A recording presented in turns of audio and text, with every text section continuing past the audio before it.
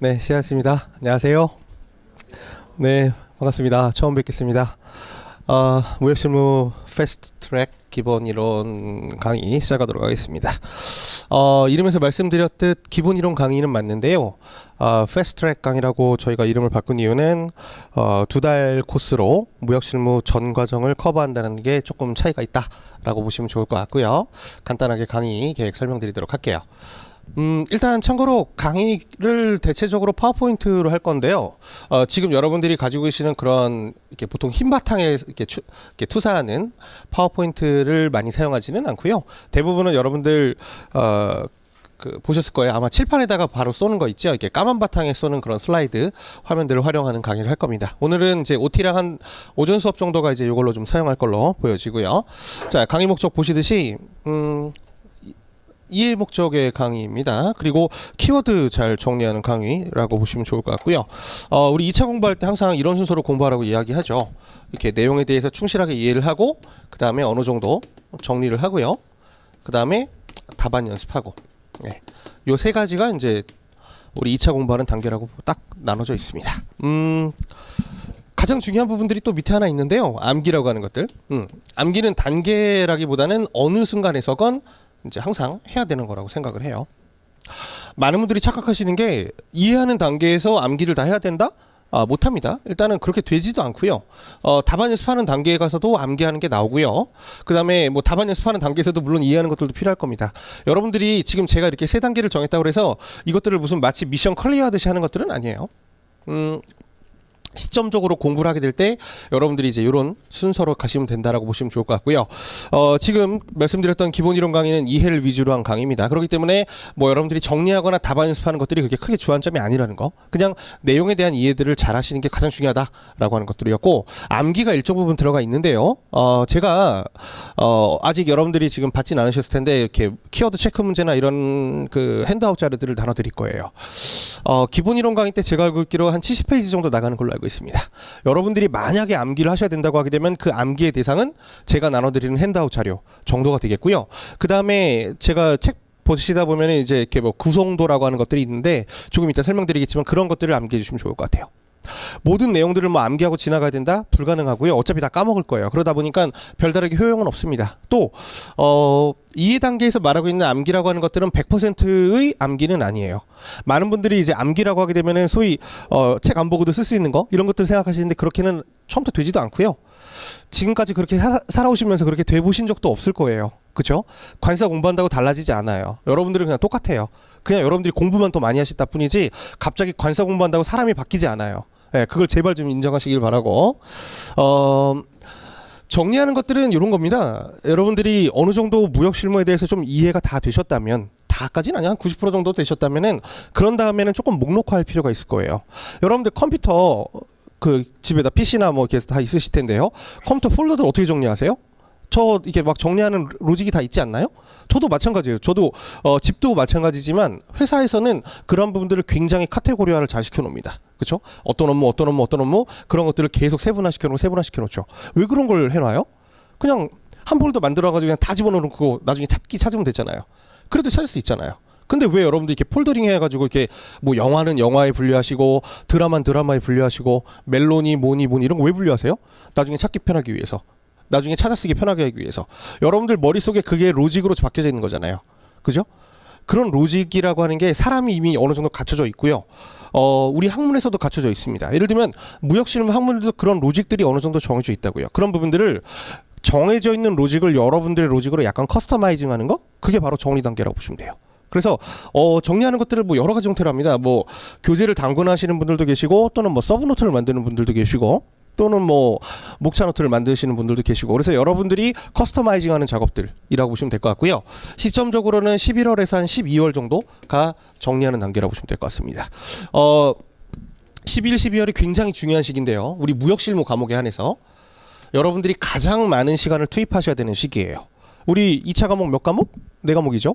4과목인데 실제로 요 11, 12월에는 절대로 여러분들이 우리 무역실무 공부를 4분의 1 범위로 하면 무조건 망합니다. 제가 정확하게 말씀드릴게요. 이때는 여러분들 공부 시간에 최소한 35% 정도 써주시는 게 제일 좋아요. 최소한은 아니고 이 정도면 적정해요. 제 생각에는 30 내지 35% 정도는 무역 실무에 투자해야 된다고 생각해요. 그래서 1, 2월 달에 이게 답안 연습 1월부터 6월 모의고사 볼 때 아니겠어요? 예. 그 전까지 여러분들이 어느 정도 무역 실무에 대한 자신감 갖고 들어가지 않으면 사실은 여기서는 리커버가 안 돼요. 무역 실무 과목 여러분들이 무역 영어 공부해 보셨겠지만 또는 뭐 학교에서 배워 보셨겠지만 무역 실무 과목의 특징이 어느 날 갑자기 딱 깨우치는 일 없고요. 예, 당연히. 그 다음에 어느 날 갑자기 다 외워지는 일도 없습니다. 어찌 보면 공부의 그래프가 이렇게 돼가요. 처음에 굉장히 우상향하다가 쭉 이렇게 떨어지는 마치 정규 분포 같은 그래프를 그려요. 즉 나중에 5월, 6월 가서 여러분들이 공부가 안 돼요. HS라고 하는 과목 아직 들어보셨는지 모르겠지만 HS라고 하는 과목은 우상향이에요. 처음에는 굉장히 안 올라가다가 어느 순간 가서 이렇게 좀 우상향하거든요. HS 과목은 뒤에 가면 잘 외워져요. 5, 6월 달 되면. 그리고 어느 정도 좀 처음에 로딩하는 시간이 필요해. 그래서 여러분들이 이제 HS 들으시겠지만 들어보신 분도 계시고 HS 듣다 보면 되게 막 5월 달엔 되게 황홀하실 거예요. 이게 도대체 뭔가 싶어요. 막 전화번호 같기도 하고. 근데 무역실무는 처음에 이해가 되게 많이 돼요. 제가 일단 강의를 편하게 쉽게 하는 것들도 분명 있고요. 제가 기본적으로 어려운 말 많이 안 쓰거든요. 좋은데 가면 갈수록 뒤로 가서 떨어져가지고 점점 가면 효율이 떨어지기 때문에 나중에 가서는 여러분들이 무역 실무를 제대로 못하고 아마 이때 HS를 피치를 올릴 거예요. 그렇기 때문에 무역 실무를 미리 안 해놓으면은 굉장히 어렵고요. 많은 분들이 또 우리 무역 실무에 대해서 적당히 들어보셨겠지만 무역 실무의 특징이 이런 겁니다. 들어보면 다 알 것 같아요. 무슨 말인지 알 것 같아요. 근데 문제는 책 덮고 답안지 쓰려고 그러면 한 개도 안 써져요. 이게 우리 과목의 특징이에요. 근데 그거는 그냥 개인의 핑계예요. 여러분들이 제대로 이해하지 못했기 때문에 안 써지는 거고요. 두 번째로는 암기 안 했기 때문에 안 써지는 거예요. 그냥 다 알 것 같은 데는 1차의 접근이에요. 여러분들이 2차 공부를 하실 때 자꾸 1차적인 접근을 하시면 되게 곤란해요. 무역실무 과목은 수학도 아니고요. 그래서 좀 특징적인 게 과목이 A는 B다라고 하는 게 안 떨어져요. 장점과 단점 이런 것들이 되게 명확하지가 않아. 왜냐하면 케이스 바이 케이스인 것들도 굉장히 많고요. 정확하게 이게 진리가 이거야 라고 법에 나와 있지 않기 때문에 다수설과 소수설까지 존재합니다. 그런 부분들인데 여러분들이 그래서 처음에는 그냥 그런가 보나 하는데 그런 부분들이나 또는 무역이라고 하는 것들이 기본적으로 무역이라고 하는 것들이 우리 경제학에서는 뭐 헥시오린 이론이니 뭐 리카르도의 비교인 이런 것들 통해서 출발한 이론이고요. 기본적인 컨셉이 나는 잘 되고 너는 못 되자가 아니에요. 기본적으로 윈윈이라고요. 그런 부분들을 여러분들이 머릿속에서 기본적으로 마인드를 안 갖고 하시면은 뒤에 가시면 가실수록 점점 어려워져요. 수학이 아니에요. 안 떨어져요. 딱딱 안 떨어져요.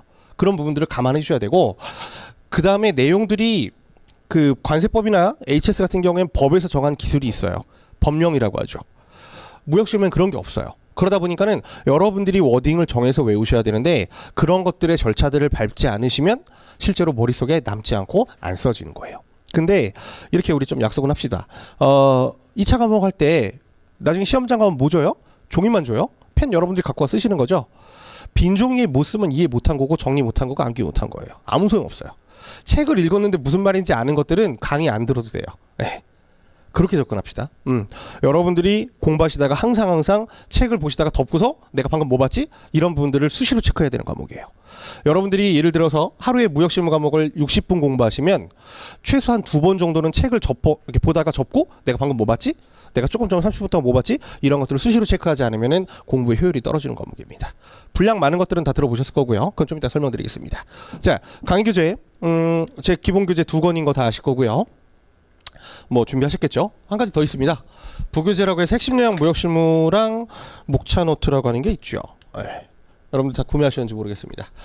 일단 무역실무 교재 2권은 1200페이지가 조금 넘고요. 근데 많은 분들이 제 책이 제일 얇다고 뭐라고 하시더라고요. 저도 이해가 되지 않는데 글쎄요, 뭐 그럴 거면 그냥 네이버를 외워도 될 것 같은데. 자, 핵심 요약 무역실무라고 해서 책이 2권으로 이렇게 나눠져요. 여기 나오는 정말 그 이름 핵심 요약 무역실무는 말 그대로 서브노트라고들 보통 말을 합니다. 예를 들면 책 1권, 2권 1200페이지가 넘는 그 많은 분량이기 때문에 요거를 한 300페이지 정도 분량으로 250페이지 정도 분량으로 제가 요약해 놓은 서머리라고 보시면 돼요. 실제로 여러분들이 암기해야 될 대상은 이게 아니고요. 이거예요. 이거라고요. 여러분들이 1200페이지가 달하는 교재를 외워보신 적도 물론 없을 거고 앞으로도 그럴 일은 없을 거예요. 영원히 되지 않고요. 이것만 외우셔도 되고 이거에 한 80%만 외워도 제가 여러분들 합격할 수 있다고 장담할 수 있습니다. 그리고 저랑 같이 공부하시는 분들은 절대로 서브노트를 만드실 일은 없어요. 왜? 내가 만들어 놨기 때문에. 제가 만든 것보다 양이 더 많으면은 그건 서브노트의 가치가 없고요. 더 적으면은 분명히 빠졌을 거예요. 당연한 거 아닐까요? 책을 만든 저자가 만든 요약본보다 더 잘 요약할 수 있을까요? 말이 안 되죠. 여러분들이 암기하셔야 될 대상은 요거고요. 이걸 왜 부교재로 삼았냐? 이거 수업 시간에 안 써요. 안 쓰는데 여러분들이 이걸 복습할 때 써야 돼요.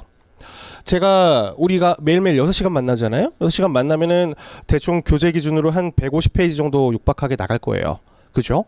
왜냐면 양이 많으니까. 그죠? 네. 더군다나 우리가 3개월 과정도 아니고 2개월 과정이잖아요. 그래서 굉장히 스피디하게 나가고 여러분들이 빨리빨리 따라오셔야 되는데 그거 플러스 해가지고 여기서 이제 그 일정 부분 여기 기준은 한 30페이지 정도 되겠죠. 그런 부분들을 여러분들이 복습할 때 집중적으로 보셔야 되고 비율로 따지면은 기본서 한 번 볼 때 요 요약서를 한 3번 정도 보는 것들이 굉장히 효율적입니다. 그래서 여러분들이 공부를 슬림하게 하셔야 돼요. 어차피 공부 시간은 한정돼 있습니다. 내년 이맘때 시험 보실 거예요, 아마. 그죠? 전후로 볼 거예요. 뭐 올해가 조금 빨라지긴 했었는데 산술적으로 한번 계산해 볼까요? 자, 365일 남았다고 한번 가정해 볼까요? 너무 야박해? 좀 더 할까요? 한 380일 해드릴까요? 뭐 이거 어차피 뭐 딱히 달라지는 건 없는데. 자, 여러분들 하루에 몇 시간 공부할 수 있어요? 12시간 할 수 있나요? 12시간 하면은 제가 말하는 12시간이면 여러분들이 적어도 책상에 한 15시간 정도 앉아 계셔야 될 텐데. 왜냐면 공부도 또 로딩이 필요하잖아요. 그죠? 네. 좋아. 12시간 한다고 칠까요? 너무 많나? 네. 10시간? 그래요. 좋아요. 그럼 우리 무역실무는 2.5시간 한다고 가정해볼까요? 계산이 어렵다. 바꿔야겠다. 3시간 한다고 가정할게요. 계산이 안 나오네. 이거 내가 미리 계산하고 왔어야 되는데. 네. 자, 1140시간 공부할 수 있습니다. 하루에 여러분들이 매일매일 하루도 쉬지 않고 시험 보는 날까지 공부하셨을 때 1140시간이 맥스입니다. 이상 못해요. 이러면 죽어요. 진짜 이러다가는 죽고요. 그리고 당연한 말인데 사람이라서 일주일에 7일을 공부하는 것들은 불가능할 거예요. 그죠? 나중에 가면 해요. 이쯤 되면 알아서 해. 너무 힘들어도. 근데 올해 말까지는 아마 여러분들이 조금 쉬는 시간도 있고 경우에 따라서는 일도 생기고 어쩌고저쩌고 하다 보니까 실제로는 불가능할 거예요. 그러다 보니까 여러분들이 하셔야 되는 맥스 시간이 요거고요. 그 다음에 여러분들이 뺏겨야 되는 시간도 한번 생각을 해볼까요? 뺏긴다고 하면 좀 적절하진 않을 수도 있겠지만 저랑 같이 강의를 공부하는 시간들, 그죠? 뭐 기본 이론 강의도 있고 심화 이론 강의도 있고 뭐 마스터도 있고 뭐도 있고 이걸 다 들었다고 가정해버리면은 아마 여러분들이 공부하셔야 되는 시간들은 대체로 600-700시간 정도밖에 안 될 거예요. 이것도 많이 본 거예요. 여러분들이 매일매일 무역실무를 3시간 공부했을 때 좀 정확히 말해야 되는데 무역실무 과목이 무역실무 플러스 대외외환인 거 아시죠? 지금 대외외환까지 포함입니다. 이게 그렇게 하면은 여러분들이 대체로 여기다 0.8 정도 곱하면 되거든요. 그럼 여러분들이 공부하셔야 되는 시간은 무역실무는 500시간 정도밖에 안 돼요. 내년에 합격하신다는 가정해서 이걸 가지고 이걸 누가 쓰임새 있게 쓰느냐 이거 가지고 성패가 결정되는 거예요. 그렇기 때문에 시간 활용을 굉장히 잘 하셔야 됩니다. 어차피 한정된 시간이고요. 이미 시간은 흘러가고 있고요. 그 시간을 누가 제일 효율적으로 활용하느냐 이거 가지고 성패가 갈리는 겁니다. 굉장히 여러분들이 잘 용기해 두셔야 돼요. 근데 많은 친구들이 이런 생각들을 되게 많이 해요. 처음에 기본 강의 들을 때 언젠가 되겠지, 언젠가 외워지겠지, 뭐 내일은 잘 될 거야, 언젠가 그런 거 없어요. 제가 참고로 강의를 2008년도부터 해왔는데요. 매년 학생들이 5, 6, 7, 8월에는 그 생각을 합니다. 나중에 어떻게 잘 되겠지? 안 돼요. 미리 말씀드릴게요. 제가 많은 사람 봐왔다니까요. 제 말 좀 믿어줘요, 제발. 나는 다를 거야. 안 다르더라고요. 굉장히 뛰어난 친구들이 1년에 1명, 2명 나와요. 그 1명, 2명이 될 가능성이 이렇게 많지는 않고요. 그리고 그 1명, 2명이 합격했다고 말하지는 않았어요. 두 번째로는 목차 노트인데요. 목차 노트를 가지고 다 오후 시간부터는 계속 슬라이드를 띄워가지고 할 거예요. 목차 노트는 뭐냐면 정말 이게 책 보시다 보면 이렇게 목차만 쫙 써 있어요. 목차만 쫙 써 있고 이렇게 아주 얇은 점선이 조금씩 표시되어 있습니다. 이게 뭐냐면 76페이지로 구성된 교재인데요. 우리 무역실무 1, 2권에 있는 목차만 따다 쓴 교재라고 보면 돼요. 이걸 뭐에 쓰느냐? 말 그대로 여러분들이 나중에 무역실무를 30분 만에 정리해야 될 때 1시간 만에 정리해야 될 때가 분명히 나오거든요. 우리 그 실제 시험장 가면은 쉬는 시간이 딱 30분이에요. 그럼 여러분들이 어쩌고저쩌고 하면은 공부를 볼 수 있는 시간이 한 20분 정도 될 텐데요. 그럴 때 보는 거. 또 여러분들이 그 지하철이나 이런 데 이동하실 때 보는 거, 나중에 모의고사 틈틈이 보는 거 이렇게 사이사이 볼 때고요. 그리고 저 같은 경우에는 뭐 저는 이미 모의시험 공부를 좀 했으니까 저는 사실 여기 있는 목차만 봐도 어떤 내용인지 다 알고 있죠. 알겠죠, 당연히. 그런 부분들을 여러분들이 이제 여기다가 가장 중요한 그 문장의 키워드를 적어 놓는 거예요. 여러분들 무역이 뭔지 아시죠? 배웠어요? 무역인력 때 배웠죠. 무역이라고 하는 것들은 법 체계와 상관습이 상이한 국가 간에 소지하는 수출입상이 물품을 매결하는 거래다가 무역이라고 하는 거의 가장 큰 요약이고요. 거기서 여러분들이 몇몇 단어만 써가지고 무역이라고 하는 것들을 여기다 표시해 놓는 거죠. 그렇게 정리를 해 놓는 것들에 굉장히 효율적입니다. 저는 개인적으로는 여러분들이 목차 노트 만드는 것들을 굉장히 강조드릴 수밖에 없고요. 그 이유는 무역 실무가 양이 너무 많아서 그런 거예요. 그렇게 해서 여러분들이 요거를 언제 정리하시면 제일 좋냐면 가급적이면 요때 정리하시면 제일 좋습니다. 정리하시는 시간에. 지금 정리하는 것들은 저는 비추해요. 왜냐면은 지금은 여러분들이 개념이 명확하게 잡히지 않은 상태에서 하면은 별로 이렇게 좋은 키워드를 뽑아낼 수가 없어요. 그래서 뒤쪽에서 하시길 바라고, 다만 이런 것들을 많이 활용하시길 바라겠습니다. 여러분들이 기본서를 한번 딱 보신 다음에 한 사이클을 쭉 보신 다음에 뭐 공부할 때 뭐 30페이지면 30페이지, 50페이지면 50페이지 딱 보신 다음에 책 덮고서 내가 뭐 봤지라고 하는 것들을 떠올리라고 그랬죠. 그때 쓰는 게 이거예요. 그때 요 목차만 펴보고 이게 무슨 내용이었지? 조금만 더 나아가서는 그 목차를 안 봐도 30분 동안 내가 뭐 봤지라고 하는 것들이 기억나면 여러분들의 공부가 좀 되고 있는 거예요. 근데 그게 안 된다고 하게 되면 무언가 좀 잘못됐다라고 보시면 좋을 것 같고요. 그래서 이 교재는 수업 때 사용하지는 않지만 여러분들이 미리 구비해가지고 보시길 바랄게요. 참고로 이 교재는 11월, 12월 마스터 강의할 때 쓰는 주교재고요. 그 전에는 이거를 주교재로 사용하지는 않아요. 책 다 구매하셔요? 책 있으세요? 샀어요? 샀어요? 샀어요? 안 샀으면 주려고 그랬는데 샀어요? 고민돼? 샀어? 제가 여기 놓을 테니까요. 혹시 안 사신 분들 가져가세요. 이거 어차피 학원 거라서 내 거 아니에요. 자, 그리고 수강 대상들 뭐 읽어보셨을 거고, 기본적으로는 2개월 과정이고 무역에 대해서 무역의 무자도 모르시는 분들이 수강하는 과정은 아닙니다. 기본적으로 옛날에 들었거나 무역 영어는 어느 정도 좀 돼가지고 기본 개념이 좀 잡혀 있어야 돼요. 왜냐면 하루에 기본적으로 150페이지, 하루 6시간 동안에 150페이지 이상 진도를 나가야 되기 때문에 여러분들이 못 따라와도 사실은 조금 모두를 커버하면서 갈 수는 없어요. 그걸 조금 감안해 주시기 바랄게요. 무역 실무가 기본적으로 3개월 과정인데 학생분들이 너무 버거워하시는 분들도 계시고, 또는 한번 들었는데 다시 듣고 싶다 이런 분들을 위해 가지고 이제 어쩔 수 없이 좀 줄인 거라고 보시면 좋을 것 같고요. 뭐 16강인데 하루에 우리가 2강씩 나간다고 보시면 될 것 같아요. 물론 뭐 오늘 무역 계약까지 다 못 나갑니다. 그러면 내일 다음 주죠. 다음 주에 인코텀스 나가야 되는데 밀렸네. 그럼 어떻게 할까요? 다음 시간에 무역 계약을 하겠죠. 계속 그렇게 밀리다 보면 어떤 일이 발생되죠? 보강을 해야죠. 보강이 필연적입니다. 저도 보강을 하고 싶지는 않지만 두 달 만에 하는 것들은 불가능하고요. 그래서 보강을 조금 할 필요는 분명히 있겠다라는 걸 미리 말씀드리고, 아주 적절한 시간에 우리가 따뜻할 때 만나가지고 강의 좀 더 하는 걸로 하겠습니다. 금년도 저 강의 일정이에요. 우리 지금 보고 있는 게 패스트트랙이라고 보시면 좋을 것 같고, 다른 클래스에서는 무역실무 1, 2가 지금 진행이 되고 있습니다. 8월 달부터는 대외 외환이 시작이 되는데요. 8월 달부터 6주 과정이에요. 요거는 8주 과정이 아니고. 근데 대외 외환이 우리 무역실무에서 20점 차지하는 거 아시죠? 근데 난이도는 20점이 아닌 거 아시죠? 꽤 어려워요. 특히 젊은 친구들이 외국 항거래법을 되게 어려워해요.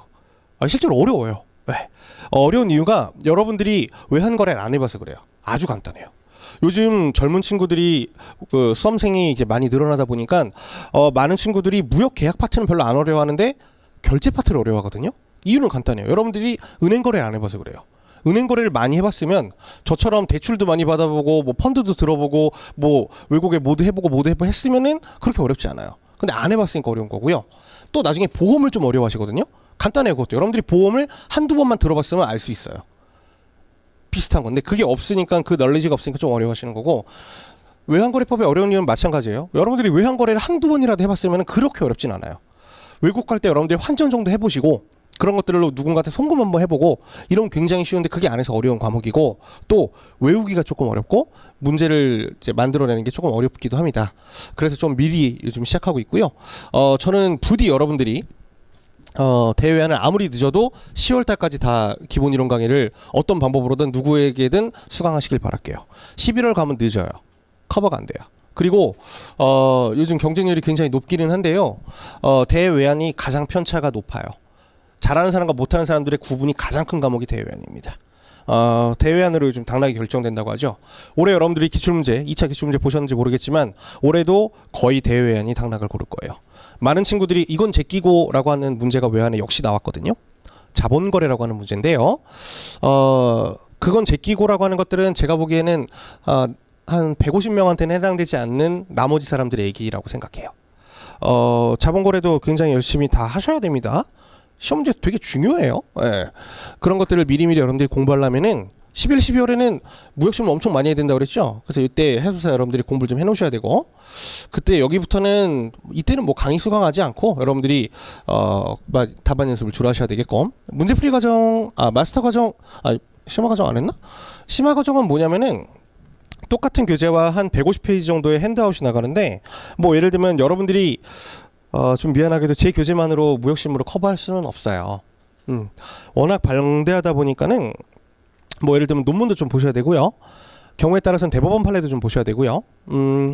또 우리 그 월간 간세무역이라고 하는 그런 잡지가 있는데요. 거기서도 기출 문제가 가끔 나와요. 그래서 거기서 나오는 이슈들, 또 지금 우리가 강의를 나갈 때는 말 그대로 앞장부터 뒷장까지 그냥 천천히 순서대로 나갈 거예요. 근데 경우에 따라서는 이런 경우들도 발생돼요. 예를 들면 인코텀스랑 보험을 같이 보거나, 뭐 예를 들면 신용장이랑 어디를 같이 보거나 이렇게 연계하는 학습들이 필요한 것들을 심화 과정에서 한다. 그리고 여러분들이 그 기출문제 답안 뭐 풀고 이런 것들을 조금 더 여기서 할 거고요. 마스터 과정은 주 1회 하는 과정인데요. 그 핵심 내용 무역실무 교재 가지고 내용들 짧게 정리하는 과정이라고 보시면 돼요. 이때는 주 2회가 아니고 주 1회만 만나서 3시간씩만, 여기도 마찬가지로 3시간씩만 하는 과정입니다. 문제풀이는 진짜 문제풀이만 하는 과정이고요. 기출문제랑 모의고사 문제랑 이런 것들 또 제가 예상하는 문제들 갖고 와서 보는 겁니다. 모의고사는 뭐냐면 일주일에 한 번씩 여러분들이 나오셔가지고 쓴 걸 가지고 채점을 해서 피드백을 드리고 저희가 강평을 찍어서 올려드리고, 그래서 이제 그 모의고사 가지고 이제 말 그대로 실전을 딱 경험하는 그런 과정이라고 보시면 되겠습니다. 이건 매주 나와서 대개 한 24회 정도 보신다고 보면 될 것 같아요. 요게 이제 그 우리 강의의 하나의 클래스, 하나의 그 사이클이라고 보시면 좋을 것 같고, 핸드아웃이 여기 나오는 대로 한 200페이지 또는 250페이지 정도 나갑니다. 모의고사 말고요. 여기서만 나가는 게 200페이지 정도 보시면 됩니다. 정리하면 교재가 한 1300페이지, 요게 한 670페이지 더하면 한 얼마나 날까요? 2170페이지 정도가 여러분들이 보셔야 되는 내용의 거의 대부분, 플러스 모의고사 24회차 별도, 그거가 이제 우리 공부해야 되는 양의 전부라 보시면 됩니다. 근데도 이것도 적다고 하시는 분들이 계시면 저는 잘 모르겠어요. 어떻게 공부하시는지 잘 모르겠는데 저는 이것만 해도 한 해가 너무 빠듯할 것 같거든요. 모르겠어요. 공부를 하고 싶은 거랑 할 수 있는 거랑은 또 다른 건데. 네. 자, 여러분들이 반드시 또 구매하셔야 되는 것들이 무역실무만을 위해서 바인더 뭔지 아시죠? 이거 30 바인더라고 하는 거 아시죠? 하나 사세요. 특히 여자분들은 난 걱정하지 않아. 근데 남자분들이 걱정이에요. 남자분들 프린트 받으면 보통 어떻게 해요? 일단 가방에 넣는다.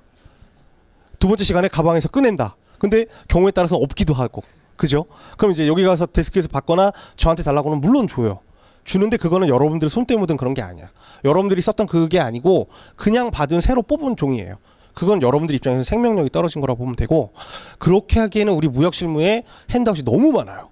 그렇기 때문에 여러분들이 반드시 한 7cm짜리나 이런 것들 10,000원도 안 해. 가서 제발 좀 사가지고 보관하길 바래요. 저는 2004년도에 합격했거든요. 2004년도에. 그때 만들었던 이 바인더를 아직도 갖고 있어요. 지금 막 종이가 다 막 거의 썩어갈 지경인데 그때도 저도 이런 것들을 만들어서 너무 많으니까 제가 이렇게 보관을 했던 거거든요. 요즘 합격한 다음에, 요즘 이제 합격한 지 한참 됐죠. 지금도 가끔 이제 심심할 때 이렇게 봐요. 네. 제가 수험생 때 했던 그런 소위 어찌 보면 허접한 흔적이기도 하고, 그죠? 저의 나름 기억이기도 하니까 이런 것들을 꼭 기록해 놓으시고 가져가시길 바랄게요. 이거가 수업 목적으로도 중요하지만 나중에도 추억 목적으로도 중요해요. 수험 목적으로도 추억 목적으로도 꼭 여러분들이 오늘 구매하시길 바랍니다. 오늘만 해도 프린터 꽤 나갈 거예요. 이건 여러분들 그냥 읽어보세요. 이거 스타트업 강의 때 일일이 다 설명드렸는데 뭐 이것까지 굳이 설명드릴 건 없을 것 같고 여러분들이 잘 읽어보시면 좋을 것 같고요. 자, 이제부터가 본격적으로 내용 들어간다고 보시면 되겠습니다. 자, 우리 무역실무는 여러분들이 무역영어랑 다 배워보셨겠지만 항상 이거예요. 성립, 이행, 종료, 이 3단계로 이루어져 있습니다. 어느 책이나 어느 학문이나 마찬가지고요. 자, 이것들이 제 책 기준으로는 총 10개의 섹션, 10개의 장으로 구성이 되어 있다라고 보시면 좋을 것 같고, 첫 번째 장이 요 4개입니다. 여러분들 보셨을 인코텀스랑 CISG까지 4개의 단원이 들어가 있죠. 총 10개 단원 중에서 4개 단원이 들어가 있다는 건 제가 책을 쓸 때 그런 부분들을 상정하고 썼다는 뜻이겠죠? 대체적으로 여러분들이 무역계약의 성립 파트를 우리 무역실무 양의 40 내지 45% 정도 생각하시면 되겠고, 기출문제도 그 정도 나옵니다. 자, 당사자 간의 매매계약이 시작된 다음에 매매계약의 이행, 무역계약이 이행하는 파트를 전 5개로 두고 있고요. 여기를 50 내지 55% 정도로 두고 있습니다. 요 3개를 묶어서 결제라고 운송보험 이렇게 보통 우리가 말하고 있죠. 그 다음에 마지막 단원이 무역계약의 종료 파트라고 보시면 될 것 같네요. 네, 그래서 요게 5% 정도라고 보시면 좋을 것 같아요. 지금 말씀드렸던 것들은 책의 분량이기도 하거니와 기출문제의 출제 빈도이기도 합니다. 그래서 여러분들은 이제 10개 섹션, 우리 무역실무가 무역계약의 성립, 이행, 종료로 이루어지고 10개 섹션으로 이루어진다라고 하는 것들이 아주 기본 지식이라고 보면 돼요. 마치 여러분들이 책의 시작과 끝을 아는 것처럼, 여러분들 드라마 이런 거 볼 때 드라마가 16부작이냐 54부작이냐에 따라 가지고 클래스가 달라지죠. 그런 거라고 보면 돼요. 미니 시리즈는 막 토요일 일요일 막 이틀 만에 가지고 끝내는 것들도 있잖아요. 그죠? 그런 것들이 처음과 끝을 알아야 여러분들이 그 분량을 기억할 수 있는 거고요. 참고로 우리 HS는 분량이 어떻게 되나요? 우리 HS 아직 배우셨는지 모르겠지만 HS는 총 21부로 구성이 되고요. 무슨 말인지 몰라도 돼요. 97개 류로 구성이 됩니다. 세상에 존재하는 모든 물건들에 대해서 21개로 분류를 한 다음에 그것들을 97개로 분류하고요. 그 다음에 호로 분류하고 막 이렇게 엄청나게 많이 분류가 돼요. 이렇게 코드화 시켜놓는 거죠. 이것들을 공부할 때도 여러분들이 처음과 끝을 아셔야 돼요. 우리 무역실무도 10개의 섹션으로 구성되어 있다는 걸 아셔야 되고요. 이거는 뭐 당장 외우실 수 있겠죠. 그것 중에서 이제 오늘은 무역의 기초, 무역계약 파트 이 2개 섹션을 나간다라고 보시면 좋을 것 같고, 점점 나가실 텐데요. 미리 말씀드리지만 여기까지 볼 때까지 여러분들 굉장히 쉬울 거예요. 아주 쉬워요. 굉장히 이해하기 편할 텐데, 문제는 요쯤 되면 이렇게 될 거고요. 요즘 이러다가 여기 되면 미치겠네 하다가 보면 이제 끝나요. 무역실무가 왜 그러냐면 여기가 어려운 것도 있겠지만 여기가 어려운 게 아니라 여기서 여러분들이 제대로 준비를 하지 않았기 때문에 계속 어려워지는 거예요. 무역실무는 계속 덧칠하는 과목이에요. 그러다 보니까는 앞에 게 제대로 준비가 안 돼 있으면 뒤에 가서 점점 그게 여러분들의 실력이 탄로난다고 보시면 돼요. 그런 개념으로 보시면 좋을 것 같아요. 인코텀스까지는 실제로 인코텀스의 기본적인 내용까지는 무역영어랑 거의 겹치기 때문에 좀 많이 스피드하게 나갈 거예요. 조금 차이나는 부분들만 나가는 걸로 좀 한다는 거 미리 인지해 드리길 바라고요. 자, 이제부터는 교재와 함께 병행해서 보시도록 하겠습니다. 우리 텍스트 4페이지 보시도록 할게요.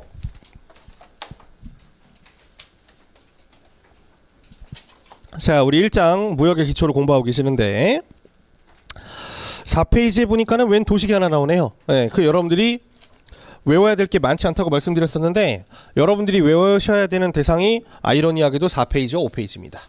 말씀드렸듯 이게 그 폴더를 어떻게 구성되어 있는지 그 로직을 외우시는 거 보면 되겠고, 이게 외워지지 않으면은 여러분들이 나중에 파일을 찾을 수가 없어요. 여러분들이 나중에 답안을 쓰게 될 때에는 문제를 보자마자 그것들을 답안을 바로 나가셔야 되는데요.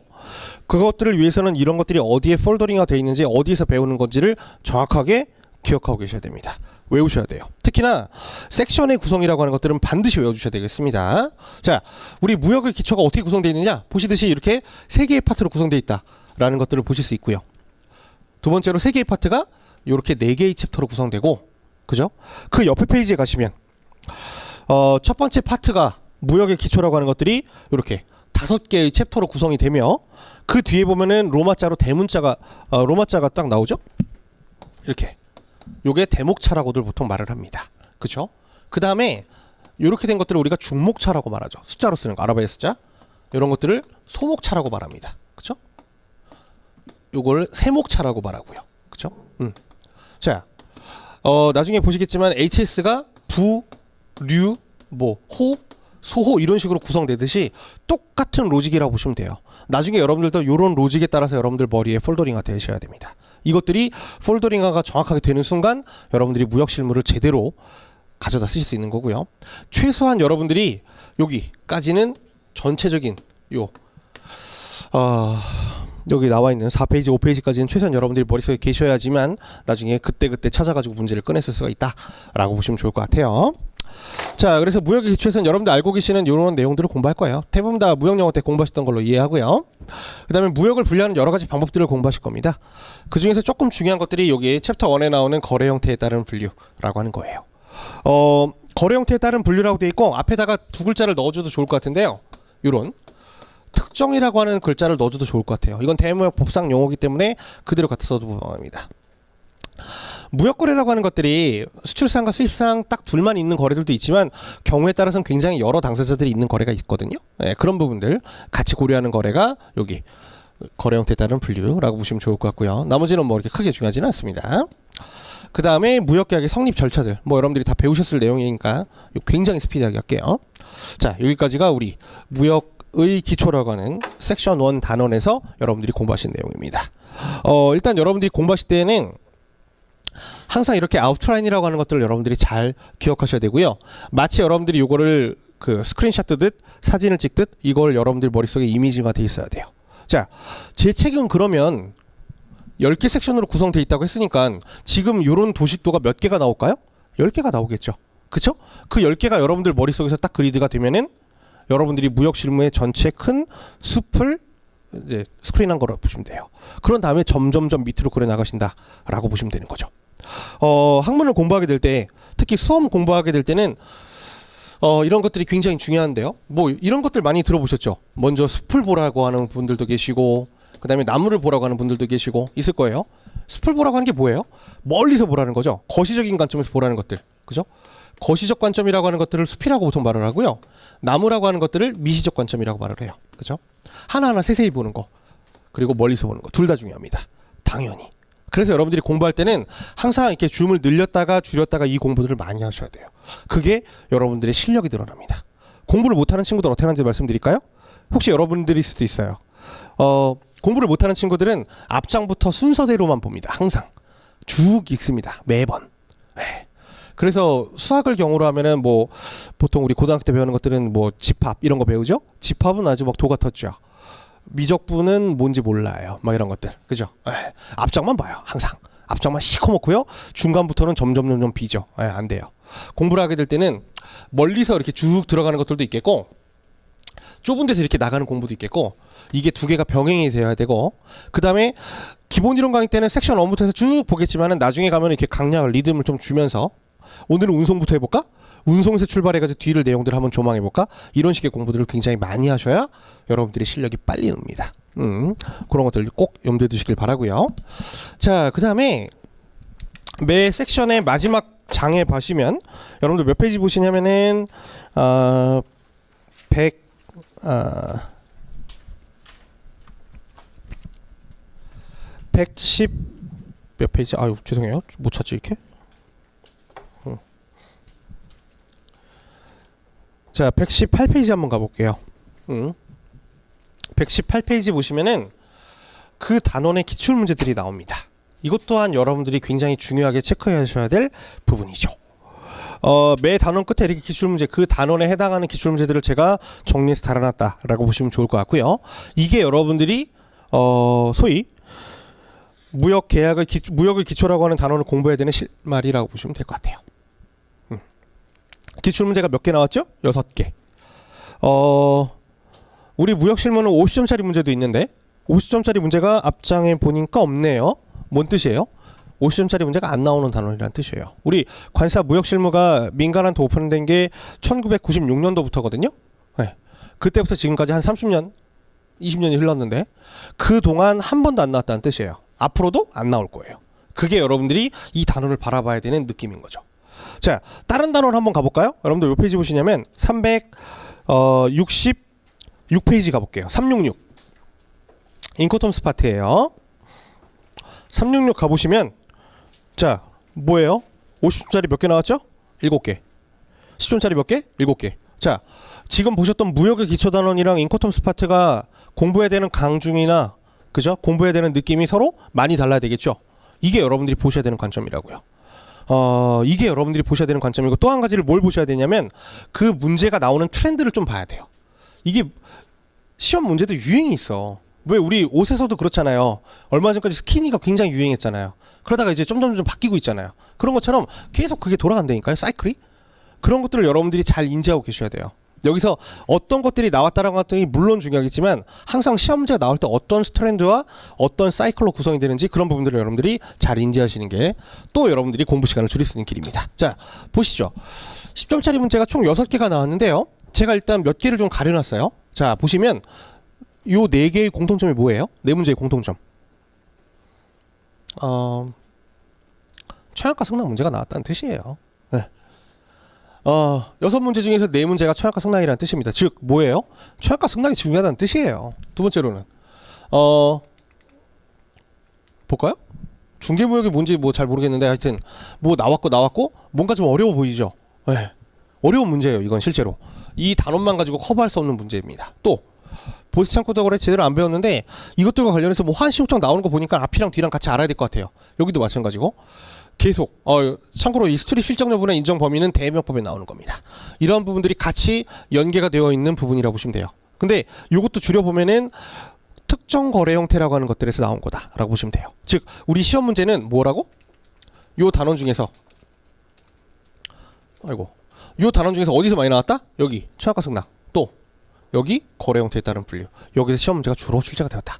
이런 부분들을 잘 기억해야 되겠다 정도로 여러분들이 착안하시면 된다는 거예요. 10점짜리에서는 뭐 트렌드를 파악할 거는 없고요. 그런 내용들을 그냥 간단하게 이해하시면 좋을 것 같습니다. 자, 그래서 나와 있고 참고로 기출문제를 기본이론 강의하면서 여러분들이 다 풀 줄 알아야 되는 거 아니에요. 못 풀어도 상관없어요. 네. 기출문제라고 하는 것들은 그 문제를 풀 수 있는지 없는지가 중요한 게 아니고 어떠한 부분들이 다루어졌는지가 중요한 겁니다. 그것들을 여러분들이 착각하지 않으셔도 되고요. 경우에 따라서는 기출문제인데 제 책에 그 답이 없어. 찾아봐도 답이 없는 게 있어요. 그건 여러분들이 어떻게 떠올리시면 되냐면 설마 제가 몰라가지고 책에다 못 넣었을 것 같아요? 네? 제가 이거 타이핑 쳐서 넣으면 되는데 이걸 제가 못 찾아가지고 이 기출문제 답을 몰라가지고 제가 안 넣었을까요? 아니요. 제가 제일 싫어하는 것들이 그 쓸데없는 공부하는 것들, 쓸데없는 짓 하는 것들 제가 제일 싫어하거든요. 제가 강의하는 스타일도 제가 사는 스타일도 저는 불필요한 헛발질하거나 이렇게 되도 않는 짓 하는 것들 되게 싫어해요. 그거 하기에도 시간이 벅차거든요. 다시는 나올지 않을 것 같은 문제들은 책에다 담아놓지 않았습니다. 다시 한번 재출제가 될 가능성이 있는 것들은 당연히 담아놨죠. 근데 영원히 안 나올 것 같아. 그런 문제들은 책 어디를 찾아봐도 없어요. 그런 것들은 여러분들이 버리셔도 된다라고 보면 돼요. 모든 기출문제가 여러분들이 일일이 다 푸셔야 되는 게 아니라니까요. 네, 나중에 좀 더 디테일하게 설명드릴게요. 자, 우리 아까 5페이지에서 보셨던 그림입니다. 이런 단계로 우리가 보신다 보면 좋을 것 같고 하나씩 나가보도록 하죠. 자, 무역의 기초 돼 있고요. 자, 무역의 의의라고 해서 나와 있죠. 자, 여러분들이 나중에 무역이라고 하는 것들이 뭔지에 대해서 답안에 쓸 일들이 왕왕 있습니다. 언제 쓸까요? 보통 언제 보통 쓸 것 같아요? 무역이 뭔지 써봐라 이런 문제가 나올까요? 그런 문제 안 나와요. 근데 어떨 때 보통 쓸 수 있냐면 만약에 50점짜리 문제가 무역 계약이나 이런 부분들이 나왔을 때예요. 자, 우리가 보통 50점짜리 문제를 쓸 때는 이렇게 보통 씁니다. 예를 들면 여러분들 그 논설문 보시죠. 서론, 본론, 결론. 보통 이런 식의 형태들로 문제를 쓰거든요. 본론이 뭔지 다 아실 거고 서론이 뭐예요? 남들한테 편지 쓸 때 한번 생각해 볼까요? 잘 지내니? 나 누군데? 날씨가 좋네. 그러면서 뭐 요즘 연락 안 해가지고 미안해. 뭐 어쩌고 하면서 시작하자. 이런 식의 내용들을 인트로라고 보통 말을 하고 서론에서 보통 그런 식으로 보통 출발을 합니다. 그렇게 했을 때 굉장히 많이 쓰이는 문제라고 보시면 돼요. 마치 서론의 가장 첫 문장에서 무역이라고 하는 것들은 뭐 어쩌고저쩌고로 시작해가지고 이러한 무역의 위험을 회피하기 위해서 우리는 뭐 신용장이라고 하는 것들을 사용하고 신용장이라고 하는 것들은 뭐다 이런 내용들로 해가지고 서론들을 구성하는 거라고 보시면 돼요. 그 가장 첫 문장이라고 보시면 되겠고 어찌 보면 굉장히 중요한 문장이기도 합니다. 이렇기 때문에 우리가 무역심을 배우는 거다라고 보시면 돼요. 자, 첫 번째 법체계와 상관습이 상이해야 돼요. 우리나라랑 외국이랑 거래하는 거다 보니까 당연히 법체계랑 상관습이 많이 상이할 겁니다. 우리나라 사람들이랑 거래하게 되면 어떤 법률이 적용될까요? 매매 계약을 하게 되면 민법과 상법이 적용될 거예요. 경우에 따라서는 약속을 지키지 않으면은 형법이 적용될 수도 있겠죠. 네. 근데 외국 사람들이랑 하게 될 때는 우리나라의 법률이 적용되지 않을 거예요. 그러면 외국의 법률을 적용하면 되나요? 외국의 법률을 적용하면 우리가 잘 모를 수도 있죠. 그러면 제3국의 법률을 적용하면 되나요? 그건 제일 나쁜 거죠. 아무도 모르죠. 네. 그렇기 때문에 그런 부분에 대한 합의가 있어야 되고요. 상관습도 굉장히 중요합니다. 자, 우리나라 추석이랑 설날에 계속 쉬죠. 걔네들 외국 애들이 우리한테 연락하려도 연락이 안 돼요. 그죠? 중국은 춘절이라고 해서 15일 놀죠. 또 여러분들 이슬람 국가들 라마단 아시죠? 라마단이 뭐예요? 뭐 기도하는 거죠. 네. 저 잘 몰라요. 그냥 계속 기도해요. 안 먹어요. 일단 중요한 게 안 먹어. 해가 떠 있는 순간부터 질 때까지 아무것도 안 먹거든요. 그래서 라마단 기간에는 이슬람 쪽 국가들이랑 어떠한 딜이 아무것도 안 돼요. 걔네들이 의욕이 없거든. 해가 뜰 때부터 질 때까지 물도 못 마셔요. 그 자기가 이렇게 제대로 씻지도 않고 물도 못 마시다 보니까 냄새나는 것도 알고 있어요. 그래서 외부 사람들을 만날 때 굉장히 보수적이고 안 만나려고 그래요. 미팅도 안 잡으려고 그러고. 근데 여러분들이 막 끼어 들어가가지고 나는 급하니까 막 계약합시다 이렇게 말을 해요. 안 돼요. 그래서 대부분 다 어그러져요. 그런 부분들이 그 나라의 특성이라고요. 네. 이슬람기 국가들이랑 거래할 때 제일 좋은 것들이 라마단이 끝난 다음에 그 한 일주일 정도 페스티벌이 있거든요. 그때가 모든 비즈니스가 다 이루어져요. 그때를 잘 공략해야 돼. 그때는 걔네들이 말 그대로 그 푸는 기간이거든요. 그런 것들을 잘 기억하셔야 돼요. 그죠? 이런 부분들이 법체계랑 상관습을 잘 이해해야 된다는 중요성이겠고, 그렇기 때문에 우리가 통일된 법체계나 통일된 국제규칙이나 이런 것들을 많이 활용하는 겁니다. 알고 계시듯 인코텀스나 CISG 같은 상이한 국가 간에 소재하는 거 다 알고 계실 거고요. 상이한 국가에 소재하지 않다면 무역이라고 말하지 않죠. 자, 수출상과 수입상 둘이 나눠줍니다. 수출상과 수입상은 각각 생각이 다를 거예요. 자, 수출상은 뭐 하는 사람이죠? 물건 파는 사람. 수입상은 물건 사는 사람. 뭔 걱정이 있을까요? 이 새끼들 내가 물건입니다. 쥐. 자, 내가 물건을 줬는데 혹시 이 새끼가 나한테 돈을 안 주면 어떡하지? 불안하다고요. 이게 수출상이 갖고 있는 생각이에요. 아, 이놈이 나한테 돈 안 주면 어떡하지? 얘는 뭐 생각할까요? 이 새끼 내가 돈 줬는데 이상한 물건 주면 어떡하지? 물건 안 주면 어떡하지? 이런 부분들을 서로 갖고 있다고요. 그러다 보니까는 무역에서 여러 가지 위험성을 커버하기 위해서 안전장치라고 하는 걸 둡니다. 예를 들면 우리 수출상들은 야, 네가 대금 지급하는 것들에 대해서 신용장이나 이런 거 열어줘가지고 확보시켜줘. 얘네들은 야, 내가 먼저 물건 확인한 다음에 돈 줄게. 이런 부분들을 계약이나 여러 가지에다가 안전장치들을 두어서 수행을 합니다. 또 아까 상이한 국가 잠깐 빼놨는데요. 자, 상이한 국가에 소재하다 보니까 이러한 거래를 하게 될 때 내가 직접 가서 물건을 가져오고 사오고 이런 것들이 거의 불가능해요. 이건 옛날에 아라비아 시대 때나 가능했던 거죠. 아라비아 상인들이 우리 고려에 와가지고 물건 사갔을 때나 했던 거고, 지금은 그렇게 안 하잖아요. 그러다 보니까 이런 거래들을 하게 될 때 누구를 사용하죠? 돈과 관련해서는 기본적으로 금융회사들을 사용을 하고요. 또 운송회사들을 사용하고요. 운송 중 멸실 이상의 위험을 커버하기 위해 가지고 보험회사를 사용합니다. 그래서 얘네들이랑 별도의 계약을 맺죠. 주계약인 둘 간의 매매 계약이 있겠고, 서브 계약인 종속 계약들을 맺어가지고 우리 무역 계약의 이행을 원활하게 만듭니다. 이게 상이한 국가 간의 소재이기 때문이에요. 그렇죠? 자, 마지막에 물품을 매개로 한다고 되어 있습니다. 물품의 범주에는 좀 다양하게 보실 텐데요. 기본적으로 물건을 만들어 놓고 무역하는 사람들은 없을 거예요. 그죠? 미리 만들어 놓지 않은 퓨처굿이라고 하죠. 선물을 가지고 거래를 하는 것들이 무역의 특징인 겁니다. 방금 보셨던 저 노란색 하이라이트 단어들이 나중에 여러분들이 무역이 뭔지라고 하는 것들을 쓸 때의 키워드라고 보시면 돼요. 저는 나중에 여러분들이 쓰셨던 답안을 채점을 만약에 하게 된다면 이 글자가 똑같이 들어갈 거라는 거 예상하지는 않아요. 그죠? 무역이라고 하는 것들을 써봐라라고 하게 되면 지금 여기 있는 친구들이 답안이 다 달라질 수도 있어요. 근데 저는 뭘 가지고 평가한다? 얘네들이 이러한 노란색으로 써져 있는 글자들을 제대로 썼는가? 라고 하는 걸 가지고 평가한다고요. 이런 것들이 키워드라고 말하는 거고, 조로한 글자들을 여러분들이 외워주셔야 돼요. 나머지 수식하는 글자들은 별로 중요하지 않은 거예요. 자,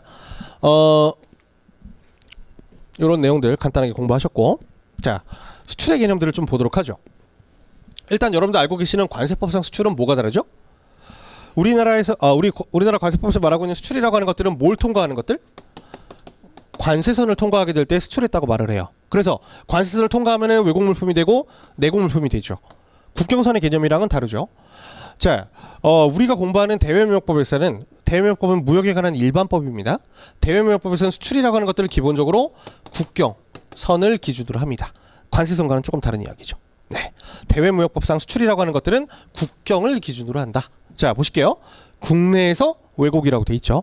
관세선 통과랑은 큰 관련은 없습니다. 즉 우리나라의 무역의 기본법인 대외무역법에서는 이렇게 표현하고 있고요. 근데 특별법인 관세법에서 그걸 받아가지고 근데 우리 관세법에서는 통관이라고 하는 것들 국내에서 외국이 아니라 관세서만 통과하면 돼. 왜냐면 보세구역이나 이런 것들이 있거든. 그거는 관세법의 개념인 거예요. 만약에 대외무역법이랑 관세법이 서로 컨플릭이 있으면 어떻게 되죠? 특별법 우선 원칙에 따라 가지고 관세법이 적용됩니다. 다만 그렇지 않은 일반적인 경우라면 대외무역법이 적용된다. 우리 무역실무는 대외무역법을 기준으로 합니다. 자, 매매는 뭔지 아실 거고요. 교환 나누는 것들이 있고, 임대차가 뭐죠? 빌려주는 거. 자, 잘 생각해 볼게요. 제가 여러분들한테 뭘 빌려줬어요. 그래서 여러분들이 저한테 일정한 사용료를 내요. 이게 임대차인데요. 그 물건 누구 거예요? 제 거예요. 물건은 제 소유권임에도 불구하고 여러분들이 쓰고 있는 거죠. 점유권을 여러분들이 갖고 있는 거죠. 마치 저는 집주인이고 여러분들이 전세권자인 것처럼 이런 것들이 임대차겠습니다. 사용대차는 그렇게 하면서 대가를 주지 않는 것들을 사용대차라고 말을 하고요. 증여는 뭐예요? 너 가져. 이게 증여죠. 증여라고 하는 것들은 소유권이 넘어가는 겁니다. 자 이렇게 이런 내용들을 원인으로 해서 국내에서 외국으로 물품이 이동하는 것들을 우리나라 대외무역법상 수출이라고 말을 하고요. 두 번째로는 외국에서 외국으로 물품이 인도되는데 유상으로 물품이 인도된대요. 이런 것들을 뭐라고 하죠? 외국 인도 수출이라고 하거든요. 이런 겁니다. 자, 한국이 있고요. 앞으로 이렇게 그리면 한국이라고 보시면 돼요. 자, 그림 잘 그리죠? 네. 이게 이제 중국이라고 보시면 되고요. 여기가 이제 미국이라고 볼게요. 자, 우리나라랑 미국이랑 매매 계약을 맺었어요. 그래서 우리가 수출상입니다. 네. 그래서 미국 애들이 저희한테 돈을 보내줬어요. 대금을. 근데 우리나라는 한국에는 공장이 없어. 그래가지고 우리나라에서 나갈 물건이 없는 거야. 그래가지고 우리 중국 공장에서 얘네 공장으로 물건이 나갔습니다. 이러한 것들도 우리 대외무역법에서는 수출로 본다고요.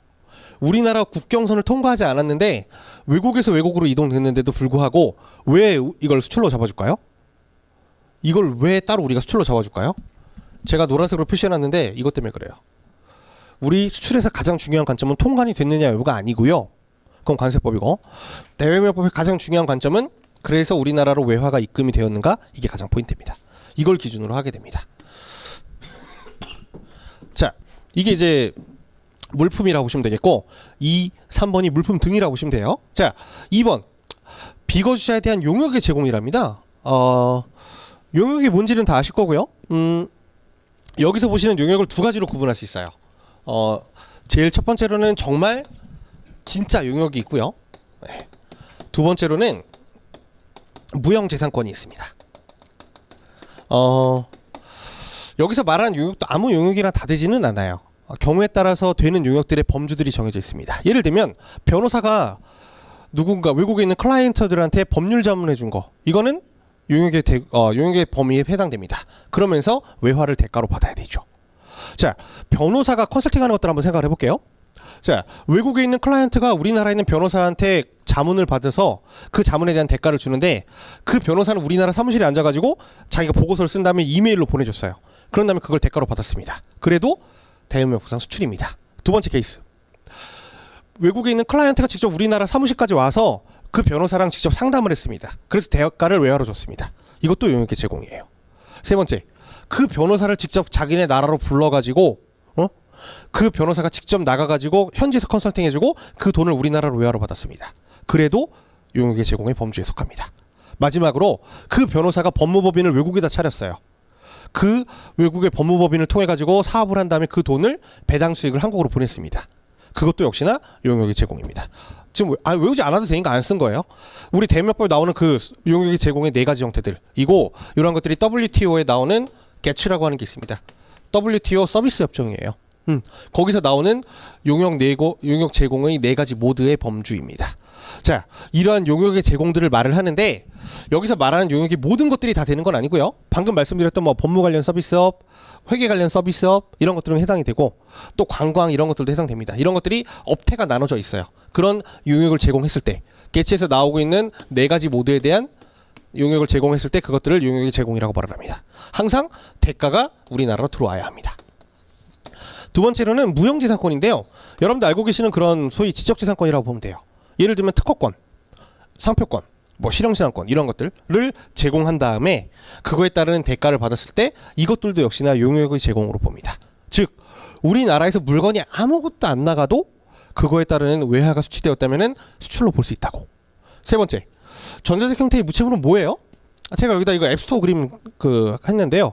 여러분들 앱스토어 통해 가지고 이렇게 어플 다운받고 뭐 이렇게 하시죠. 여러분들이 만약에 유료 어플 외국 거를 다운받으셨다. 그래서 5불짜리를 다운받았다 하면 여러분들은 뭐 하신 거다? 수입한 거예요. 반대로 여러분들이 어플을 만들었어. 앱스토어에다 올려놨는데 외국인들이 막 다운로드 받아가. 그럼 여러분들은 수출하신 게 되는 거예요. 그렇죠? 자, 전자적 형태의 무채물은 제공하는 범위가 이런 정보통신망을 통해서, 뭐 말이 좋아 정보통신망이지 인터넷이죠. 네, 이런 방법들을 통해 가지고 전송하는 방법이 있겠고요. 또는 이러한 어플이나 이런 프로그램들을 여러분들이 CD나 이런 데다 담아가지고 USB에 담아가지고 그것들을 파는 것들도 있을 거예요. 그것도 역시나 대가가 수반된다면 수출의 범주에 들어갑니다. 정리하면 우리 대명법에서 말하고 있는 수출이라고 하는 것들은 협의의 무역이라고 하는 물품뿐만 아니라 이런 눈에 보이지 않는 영역이나 전자적 형태의 무채물이라 하더라도 전부 다 수출로 보고 있고요. 이것들이 전부 다 무역이라고 할 수 있겠습니다. 오케이? 수입은 이거의 리버스 케이스겠죠. 자, 무역계약의 대상까지만 하고 우리 좀 쉬도록 할게요. 방금까지 보셨던 것들을 쪼로로록 요약을 해보면, 자, 우리 지금 봤던 거 보면은 물품 받고, 아까 국내에서 외국으로, 그죠? 이거 아까 네 가지 모드. 이거는 정보통신망을 통해서 가거나 아니면 그런 것들을 어떤 유체물에 담아서 가거나, 마지막으로 우리의 대가를, 그죠? 우리의 무형재산권을 주고, 마지막으로 이게 하나 더 있네요. 여기서 안 배웠는데? 뭘까요, 이거는? 이건 외국환거래법에 나와요. 자본거래입니다. 자본거래가 뭐냐면 간단해요. 저 애플 주식이 있는데, 제가 애플 주식이 있어요. 저 구글 주식도 있고요. 제 돈이 많아서 그런 게 아니고요. 제가 왜 샀을까요? 애플이랑 구글 주식을? 제가 왜 샀을까요? 제일 첫 번째로는 여러분들한테 외국환거래법에서 나오는 증권투자 장난이고요. 예. 말 그대로 돈 벌려고 샀죠. 왜? 애플 주식을 제가 예를 들어 100불에 샀는데 200불이 되면 저는 100불만큼의 수익을 얻는 거잖아요. 그죠? 그래서 저는 증권을 산 거예요. 외국에 있는 주식을 산 거죠. 구글도 마찬가지고. 제가 그 회사의 경영권에 참여하기 위한 목적은 아닐 거예요. 자, 그래서 저는 외화를 달러를 바꿔가지고 이제 나스닥에 상장되어 있는 주식을 산 거죠. 이러한 것들을 자본거래라고 말을 합니다. 두 번째로 이런 경우도 있을 거예요. 우리 뭐 삼성전자가 지금 얼마 전에 뉴스 나오는데 미국에다가 가전제품 공장을 짓는데요. 그러면서 뭐 최하 3억 불 이상을 투자한답니다. 이러한 것들. 그래서 외국에 있는 부동산을 취득하고 토지를 취득하겠죠. 이러한 거래들을 할 때는 우리나라에서 뭐가 나가는 게 없을 거예요. 그 거래만으로도 대가의 수반이 이루어집니다. 이런 것들을 자본거래라고 말을 해요. 뭐 뿐만 아니라 외국에다가 뭐 어떤 예금을 하거나 신탁을 하거나 이런 부분들 전부 다 자본이 이동하는 거죠. 실물이 이동하는 게 아니라 이런 것들을 자본거래라고 말을 합니다. 이것들도 역시나 무역의 대상이 될 수 있죠.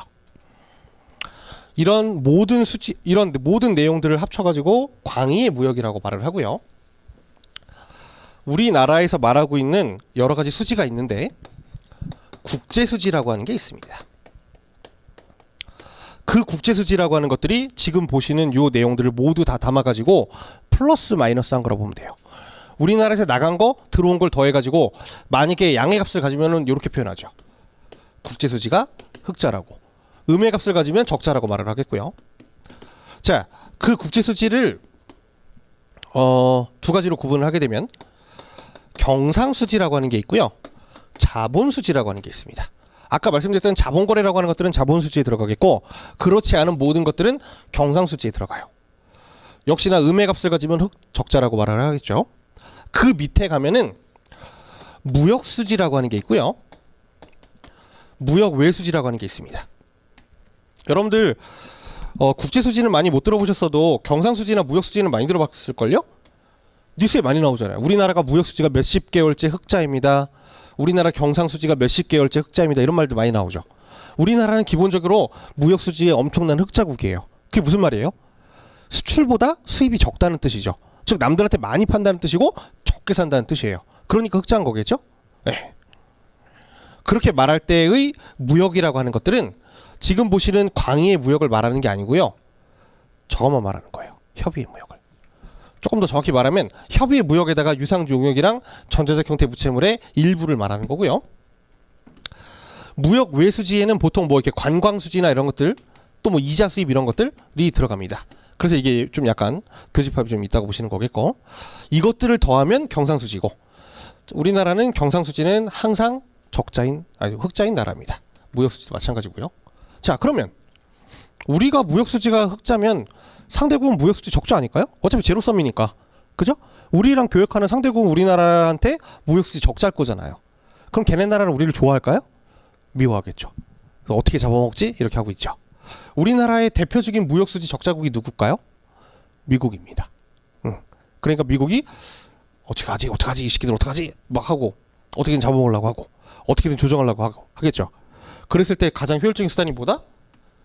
이런 것들, 그죠? 자본수지를 높이거나 흑자폭을 그 나라에, 또는 경상수지를 줄이기 위해서 뭘 하면 되죠? 우리나라의 무역에 대한 제한을 하면 됩니다. 그죠? 그래서 그런 부분들의 조치들을 많이 취한 바 있었죠. 자, 어쨌든 이거는 뭐 이 정도만 대충 아시면 돼요. 중요한 거 아니에요. 무역실무랑 관련 없어요. 자, 어쨌든 우리 무역 계약의 대상에서 광의의 무역이랑 협의의 무역을 보셨는데요. 기본적으로 무역 실무는 모두를 담고 있기는 하지만 주 대상은 우리가 알고 있는 요 협의의 무역이다 정도만 아시면 좋을 것 같습니다. 그러나 이러한 모든 것들을 다 담았을 때 지금 우리나라의 교역이라고 말하는 거고, 경상수지, 자본수지 이런 것들이 다 나눠져 있다. 이것만 여러분들이 머릿속에 좀 담아두면 좋을 것 같습니다. 좀 쉬었다가 마저 보시도록 할게요.